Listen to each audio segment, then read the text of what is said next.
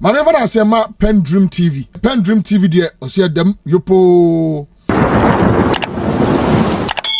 Today I bring you another serious banter between Pratt and Adomako of the NPP, and it's all about the budget read in Parliament by the Finance Minister, which he has also reacted to it and educating the NPP on how economic works. Without much ado, I would like you to join me listening to how he's cool Adomako on Metro TV. Do subscribe for more videos, like and also share to other members to watch as well. Thank you. Right, you're live on Good Morning Ghana on Metro Television. I'm still here with Mr. Pratt Jr., who is one I can call him a statesman of this country, and then also and then also Collins Adomako Mensah, who is the MP for the Honourable Member of Parliament for the people of Ivija Kwabre North. Collins, so you're telling us the rationale for holding yesterday's press conference to talk about the budget. Yeah. The press conference was led by the Finance and Economic Committees of Parliament. Now they've decoupled the Finance Committee into three. So now we have the Finance Committee, the Economy and Development Committee, and the Budget Committee, which used to be one function under the Finance Committee. Right. And Mr. Kojo Oponkroma then now is a ranking member on the Economic Committee, and Mr. Kogu Kwating chairs the Budget Committee. And then we have the former Finance Minister Aminanta as a ranking on the Finance Committee. So they did an initial review of what was presented to us in Parliament. Now the minister came to fulfill a constitutional imperative. The Constitution, the Public Financial Management Act, gives the minister the opportunity to come in the middle of each year to give us a review of the budget he presented. Now, if you recall, normally budgets are presented in November of the preceding year. So by the time the minister will be presenting the budget, he will not have access to full year, end year figures. So the media review is an opportunity for the minister to give us a brief on how the year ended previously. And of course, if there are any significant changes within the half year, that will cause for a major change in some of the targets he gave himself at the end of the year. The minister will also take that opportunity to do so. And so this time around, he did not request for any supplementary budget. Yeah. What it means that the budget that was approved for him in March, he still thinks that he can work within that same threshold, which is okay. So there was not much to approve. He came by motion because the Public Financial Management Act indicates that when you have the multi-year projects, that will be funded through the budget. So maybe you have a contract that will be funded over 4 or 5 years through the budget. You need approval for that multi-year expenditure. And that's how come he came this time around by a motion for us to approve that multi-year expenditure that he intends to do under the big push.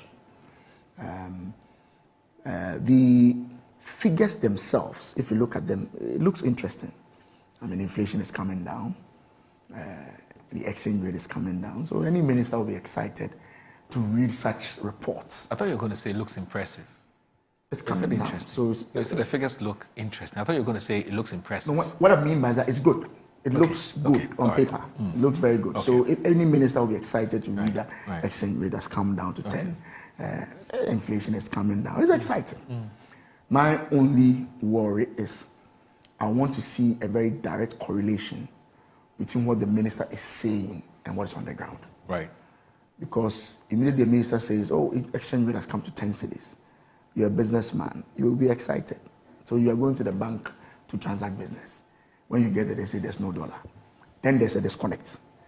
Even some of the bank managers, we are told, and this is coming from industry players, telling us that, please, dollar amount. That is where I think the minister should focus his attention on. I mean, just reading the beautiful figures to us will not be enough if it's not translating into the lives of people who really need those dollars to transact their business. Isn't that more of a function of the central bank? See, that's where the problem is monetary. I think we shouldn't change the narrative because Kenneth Ratta was accused of not taking care of the dollar when we all know that it's a function of. So you cannot take away that. No, I get that. I get that. So my point is that he should look at that and listen more to what the industry players are saying. Right.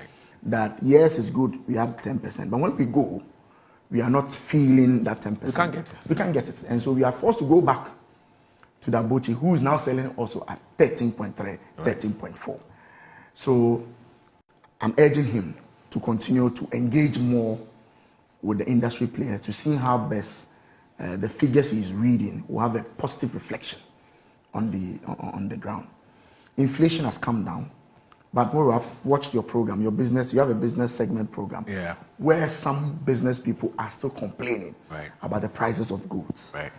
And so on paper, inflation has dipped, but the prices of the goods and services, some, and I must be fair, some have gone down, but I think the majority of them are still as it is when the inflation was high. This is where I think the ministers should also continue to engage more with the traders and all the players in that sector to find out why inflation has moved from 30, 20 to 14 or something percent. 13.7. 13.7. But you are still selling the same product at the same price when inflation was about 20 something percent. Yeah, but I'm saying that inflation. I'm saying that inflation. I get you. I'm saying that the minister should do more. Ordinarily, when you see inflation dropping, you will be hoping that it will align with the prices on the market. At least it should drop at the declining rate of the inflation. Exactly the point. That's the point I'm making. But that's not economics. What you're talking about is not economics. Let me finish when I finish. It's a total misunderstanding of. Well, it is declining, but at what rate? Yes, that's where it looks beautiful on paper. Let's talk serious economics. Yeah, we'll talk serious. So I'm just hoping that the beautiful figure should have a reflection on the ordinary Ghanaian. That's the point I'm making. Okay. Now, in the budget, you also gave us some outturns. You know, they have some flagship programs, like the Big Push. 10 kilometers per Jumeirah, the women's banking, and all that. So we're hoping that the releases into these flagship programs will give us some hope that indeed things will happen. Unfortunately, the releases we are seeing, as per what he just gave us, there seems to be some challenge on that aspect. Let me go to the Big Push. And I just want to get the right figures. Expenditure, the Big Push, he talked about, they budgeted for 13.7 billion for the Big Push. They were hoping that by mid-year, they would have spent about 5 billion. The outturn is saying 3.9. So if half of the year you've spent just 3.9, I'm not too sure whether they'll be able to meet the 13-point-something billion expenditure by the end of the year. What would be the effect of the reduction in that expenditure on the Big Push? Especially when you've given us a list of close to about 50 to something roads that you think this Big Push is going to work on. You've only done just 3-point-something billion out of the 13. For the women's banking, I'm told nothing has been released so far. Apart from the 50-point-something million. No, the 50-point-something, that was the budget. Nothing was released? Yes, nothing has been released. The budgeted 50-point-something million? Yes. Which is meant for preparatory works? Nothing has been released. Okay. So I'm saying that the idea of having an institution tailored to our women in terms to help them with the trade and all that is good. But if you are not backing it with some expenditure, then at the end of the year, I'm not too sure whether the effects that you wish to have with that policy will be realized. And that's my concern. Jumeirah is supposed to build the capacity, entrepreneurial capacity of young ones and all that. If the releases are not coming as expected, what will be the outcome of that Jumeirah policy? 24-hour economy, which was a flagship a major campaign promised by the party. We just got, they just launched the 24-hour economy. We are told we need how much? 4 billion or so. Yes. To do it. There's no allocation for it. Okay. So these are some of the things that I think the minister should look at. But on the face of it, any businessman who's an importer will be excited to see $10 to 10 cedis coming from 14 or 15 cedis to 10 cedis. They'll be excited. But I'm just hoping that the minister should engage more with the players on the ground. You get the point I'm making, right? So that we don't have a situation where the minister will be in parliament talking about $10 to 10 cedis, but the trader at Abosokan will be talking about 13 cedis. Why do I get the impression that you are suggesting that everything the finance minister has said appears a bit cosmetic, which is they don't look real? Because you're saying that you're saying that there's a disconnect between what the finance minister has said as against what the real economy is feeling. I maybe that's your understanding of what I said. Okay. I want to get some clarity on that. But the person listening to me who works at Abosokan, who went to the bank yesterday to transfer $50,000, right, and still has not been able to get it, although the bank is quoting 10 cedis, right, has not been able to get it. Will be forced to take his cedis back to the booty to have it transferred. So that's the reality I'm talking about. And I'm saying that the minister should also go beyond the reading of the figures and ensure that what he's achieving on paper is reflective of what is happening on the ground. That's what I'm saying. I'm not saying what he's saying is a lie. No. Okay, that's fine. No. That's fine. So, but I want us to, you as a former Deputy Energy Minister, I'm sure that after Uncle Kwesi Pratt's submission on this, I'd want to come back to this, the state in which you left the energy sector, as the Finance Minister has told us, and whether you agree with him, the figures that he's churned out. Uncle Kwesi, let me get your preliminary thoughts, and then we can come back to energy. Well, I mean, the first important point to make is that this mid-year review of the budget is a novelty, something new. Wasn't always the case. No, that's always been. No, media review. always is when. Always is when. Kenofurata gave We've always had a media review. Kenofurata is always. Yes. Always. And we are talking about Kenofurata. No, it came in force when the Public Financial Management Act. So it hasn't always been the case. No, when you said that, it was as if it just happened it's been there since 2015. 2015 is always. Yes, but that's about 10 years now. And 10 years is always. Master, 10 years is always. No, I think I could see the impression that your statement created was that this is the first time. Yes, I think that's why he's trying to create. He's trying to. Did I say that? Yes. No, I'm saying the impression that I'm saying that is a novelty. It's not new. Okay, I get it. We get it now. Yes. We get it now. There's clarity now. Yes, okay, so if you get me, then I can proceed. Okay. Because the point I'm making simply is that in the past, the budget was read once in the year, finished. True.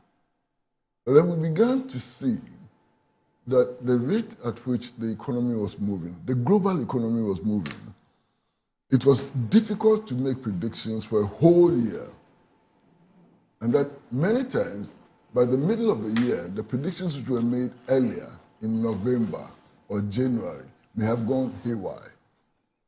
So the mid-year review was to act as a check to make us deal with reality, to follow the trends as they happen and so on. That's why we introduced the mid-year review. And I think it's important to understand that because it's a very important matter. It is difficult to make predictions in today's world, given the trends and so on.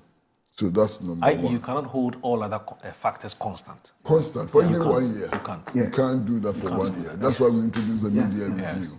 So that's very clear. Now, the second point I'd like to make is about inflation and your take on inflation. You see, when inflation goes down, prices don't drop. Yes.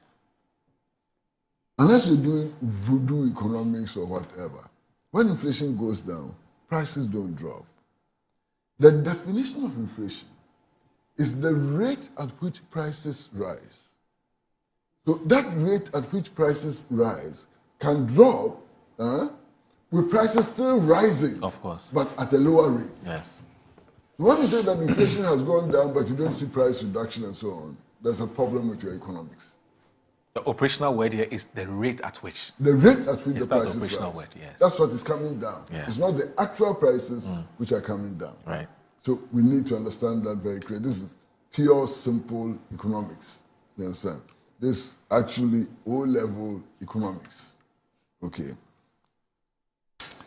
Now, having said that, I mean, I suspect that we don't have too much time. So Yeah. I'm just going to do a little exercise. Right. The minority is complaining. And I like to listen to their complaints, you know, and test them. One of their complaints is that a levy has been imposed, what they call doomsday levy, has been imposed on petroleum products. Yes. So prices of petroleum products are rising. Yes. It's here. Is that true? Is that true? Prices of petroleum products now are much, much lower than they were in January. What is the complaint? They are much, much lower now than they were in January. So Fact. this complaint, where is it coming from? What is the value of this complaint? That's one. And it's captured here. Dr. Adam accused the finance minister of breaking promises made earlier in the year, citing the introduction of the so-called doomsday levy, which he claimed had added nearly 4 cedis to the price of a gallon of petrol, despite assurances to reduce fuel prices. Fuel prices have certainly reduced compared to January. That's clear. Then there is something else which is very interesting. It says, listen, Yes, sir. according to Dr. Adam, the government's claims of improved international reserves and current account surplus were misleading. Okay. The word is misleading. It says, out of the 11.12 billion in gross international reserves, 8.9 billion was inherited from the previous administration. The actual addition is only 2.2 billion, he claimed, adding that the figures presented did not reflect realities on the ground. Okay? Yes. Now, listen. Let's do an examination of this. He's not challenging the fact that international reserves as at now is 11.12 billion. That is not challenged. Yes. It's not challenged. It's at not in all. contention. It's not in contention. Yes. So where is the lie? Then he goes on to say that out of this, 8.9 billion was inherited from the previous administration. So here what he's arguing about is who takes credit Yes. for the figures. Yes. Not that the figures are false. Yes. Who takes credit for the figures? Yes. And then he goes on to say that only 2.2 billion is what this government has added. Yes. So the fact that international reserves now is 11.2 billion is not challenged. Yes. He even admits that 2.2 billion has been added, but claims that his government did 8.9 billion. Yes. Massa. Where is the falsity? Where is the falsity? And then I can go on and do more. He also accused the government of manipulating foreign exchange markets to maintain the cedi's value artificially, referencing an IMF statement that warned against excessive central bank intervention in the forex market. Massa, what do governments do in order to keep the exchange rate at a certain level? It's government intervention. Yeah. It's manipulation. Unless you want to say that government should sit down and fold his arm and not intervene, and that, I don't get it. Yeah. I honestly don't get it. Because that is the responsibility of government. To get into the market, to change things, to provide stimuli, and withdraw stimuli sometimes and so on, in order to maintain a certain balance. So, what are they talking about? Then, he goes on to talk about debt management. He says, touching on debt management, Dr. Adams said the government's claims of reducing the public debt to GDP ratio was disingenuous. The reduction in debt is largely due to the debt restructuring initiated by the previous NPP administration.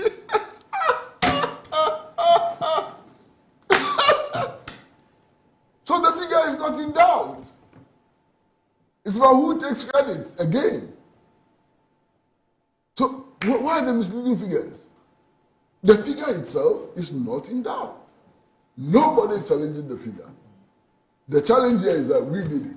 You did it. Yes. So tell Ghanaians that we did it. Is that all? Is that all?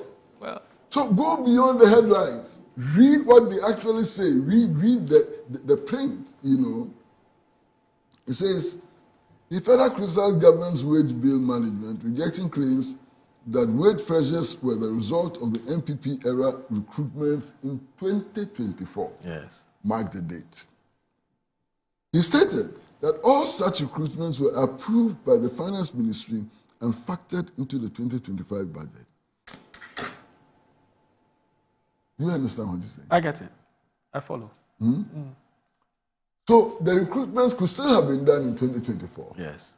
Yes. They could have been factored in the 2025 budget, Yes. which would have led to a ballooning of the budget size. True. The finance minister has been complained about it. Yes. Yeah. Yes. So why is the complaint? I don't get it. Yes, sir. So if you do this kind of analysis, if you look at what they are actually saying, and you subject it to any empirical analysis, they're saying nothing.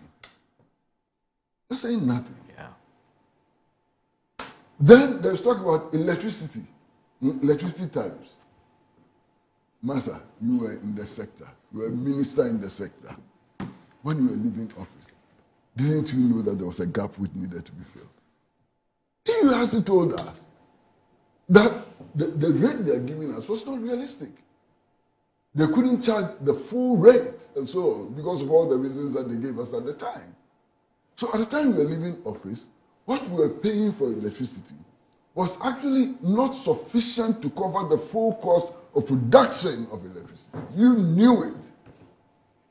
How is this a problem now? And we knew that the PURC subsequently was going to take measures in order to bridge the gap between production and cost to the consumer. And we've known this all the years. So where is the problem? Master, sometimes this analysis is tiring. Sometimes you get a headache. Collins, energy sector. So, the prices of petroleum products. I've listened to Ankwesi and I listened to our ranking member. The ranking member never suggested that the current prices of fuel is higher than they took over in January. Or what they inherited. What they inherited.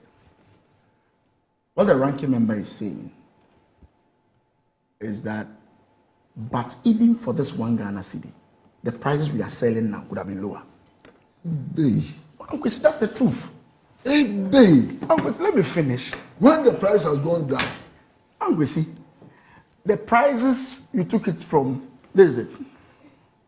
The day the 1 Ghana cedi levy was implemented, we were told in Parliament that the 1 Ghana cedi would not cause an increase at the pump. Yes. Were we not told? Yes, we're told, yeah. That increase at the pump does not mean it will be at the same level or higher than when they took over. So let's say that today we are selling petrol at 11 cedis per litre. What they told us is that 1 Ghana cedi will not really move it to 12. That's what we were told. There's a difference between that and how much you took it from. The day the levy was implemented, this is it. Prices went up. The point is, would have enjoyed a bit of a reduction. Absolutely. But for the Absolutely. So if it tells you that the prices of fuel have gone up by the implementation of the 1 Ghana cedi, he's not saying that it is now better than how that's it. Right. Because we all know that dollar has come down. So obviously that component of it is going to go down. Okay. So if he says that the 1 Ghana cedi implementation has caused fuel prices to go up, he is right. My brother. It has gone up. My brother. Oh, Uncle C. My brother. It has. You know, I have a friend at KGT. Nana Kwati. And I'm sure that even Nana Kwati is listening to us. He's sitting at KGT saying, the crack is saying. Oh, Debbie, Uncle C. Debbie, Uncle C. I'm coming. No, I'm not serious. The crack say we're still better off. No, Uncle C. If that is the point you're making. Kwati is sitting at KGT watching us and he's saying, now the crack is saying. Yo, Uncle C. Mate. The price of petrol has gone down. It's much lower than it was in January. So that's the point. Because it was 15 cedis. Because it was 15, you took it as 15. Because you took it as 15 cedis. If it has come to 12 cedis, you can even increase it to 14 because it's not more than 15. That's what you are saying. All right. If that is the case, fine. Do you know that the last time we were here, when we were talking about this one Ghana cedi levy, the levy on marine gas, Yes. it was 3 pesos. Yes. When they brought the first amendment, they took it for 23 pesos. Do you know that on the day they read the media review, under a certificate of urgency, they referred a second amendment of the levy to the Finance Committee. Right. Finance Committee worked on it and came back. Now, the levy on marine gas has moved from 3 pesos as it used to be to now 1 Ghana cedi 93 pesos.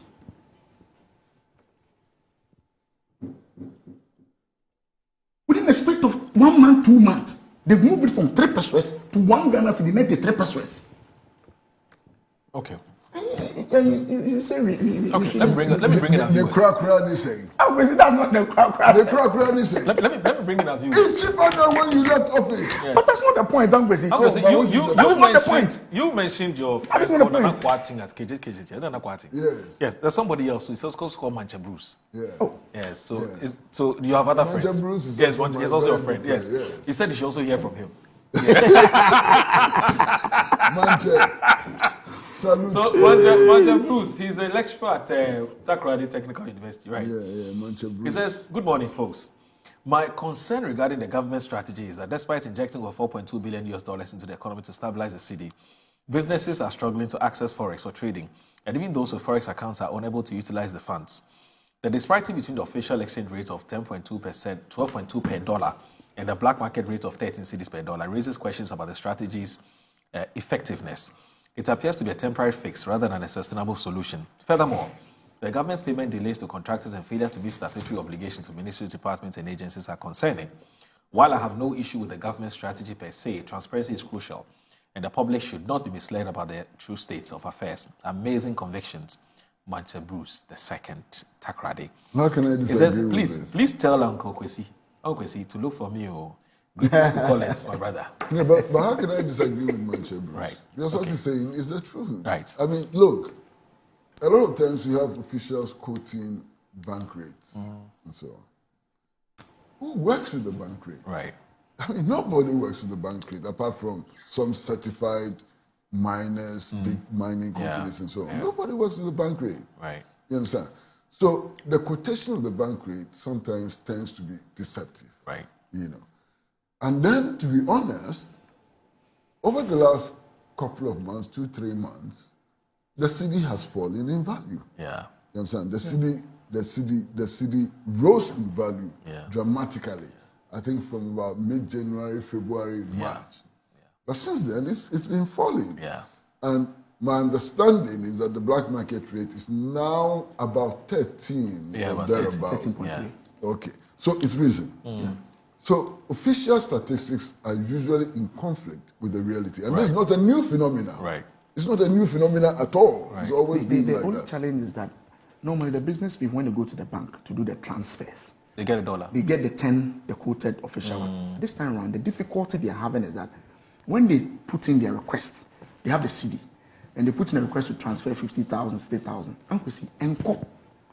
The banks will tell you that they don't have the dollar to do the transfer. Okay. So what happens is that they then withdraw their CD and go to the black market to buy the dollar and have a way of sending the money to China. That's why the difficulty is. Okay, so now the banks But don't have you it. know why that All right, so difficulty Samaku, occurs? let me bring, let, I You mean, know- let, you know let me- why let me that bring, yes, difficulty okay, so let me bring my viewers, about 4 of them.